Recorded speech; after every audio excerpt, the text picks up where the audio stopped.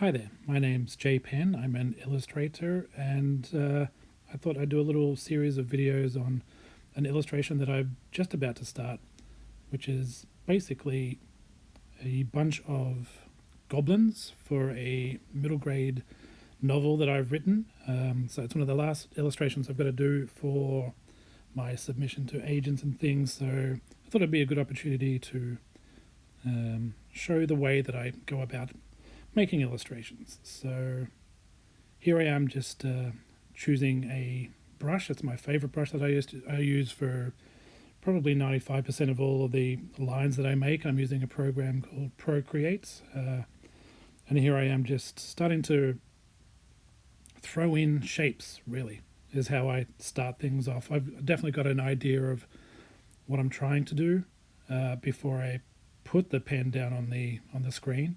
I sort of have an idea in my mind of what it's going to look like, but so much of the final illustration is worked out on the screen, on the page, and that's a lot of the time that's what drawing is. It's just a series of solving problems, coming across problems, and trying to work out how to go about getting around them a lot of the time.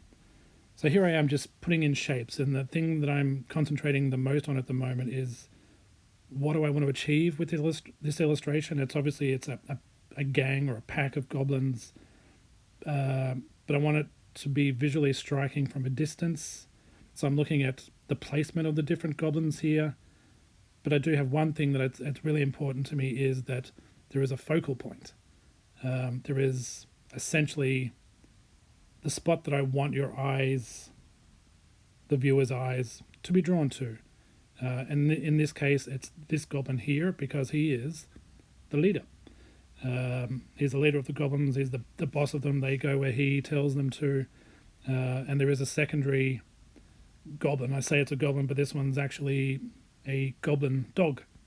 So there's a traditional triangle that you can use to sort of draw the attention, but because this leader isn't the pinnacle, the peak of that triangle, there's other ways I'm going to have to try and draw your attention.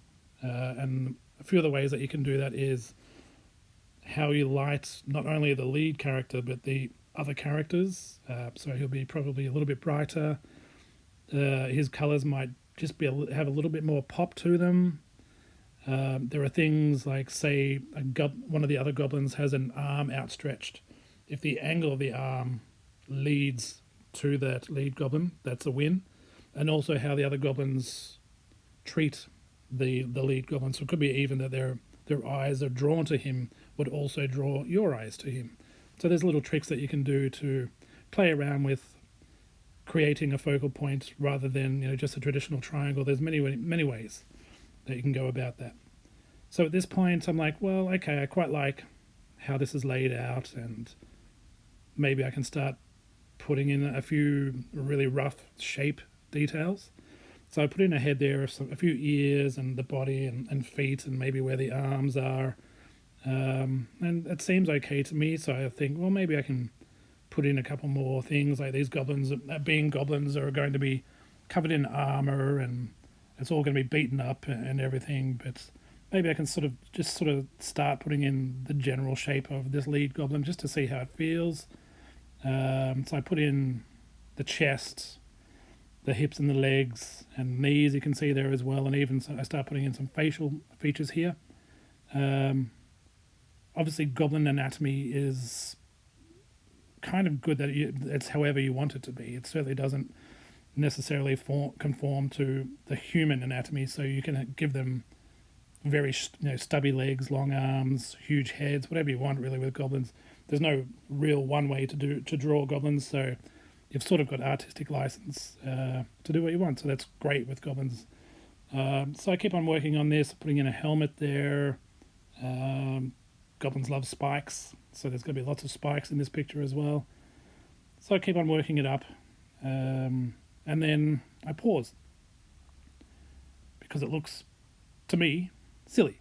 His head's too big, the body is weird, and it's a little bit disproportionate, and I think more than anything, the scale of that goblin is off. So the wonders of Procreate, you can just erase with the tap of a finger, or two fingers in this case, So I go back to the initial point and give it another go, just to see if I can nail down not necessarily the final appearance of the goblin at this stage. That'll probably come in a later video, but just his placement, his form in the space that I've created, which is what a lot of drawing is it's all just shapes in space for the most part. You can render them, you can put details on them, you can put lighting and all these sorts of things, but underneath all of that, it's just forms or shapes in space. They're just floating around, but it's your job to sort of make them make sense, I guess.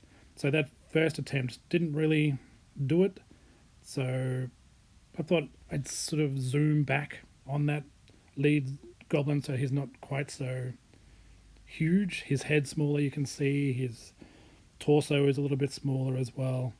So I'm happy enough with that. And then one of the ways that I go about doing these roughs is the pen sort of dances from section to section. Like here I am down the bottom left, just throwing in a few goblin features of that little goblin there, and he's not even going to be the smallest one by any means on this illustration. You can see a few circles around the roughs. They're actually going to be small goblins as well. So yeah, there's a gigantic goblin at the back, and he's got lots of spikes on his shoulders. There's some more goblins down to the right here. So I'm just throwing in really, really quick details just to give the illustration a little bit more shape, a little bit more readability, so that I can look back at it and go, okay, so this is what this looks like. Now this is where all of these characters are. Do they work well in the locations that they're in?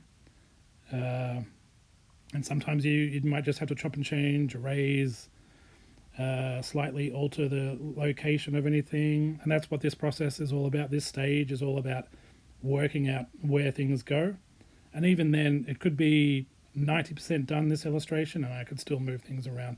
But it's a really good idea to get your foundations and your structure right at this stage before you move ahead, just to save yourself time, because there's really nothing worse, and I've done it a million times myself, when you keep on pushing through a drawing and then you realize you've just spent 2 hours on something that's wrong and you've got to go back. They've got no choice. Like, for the sake of doing the illustration justice, you've got to go back.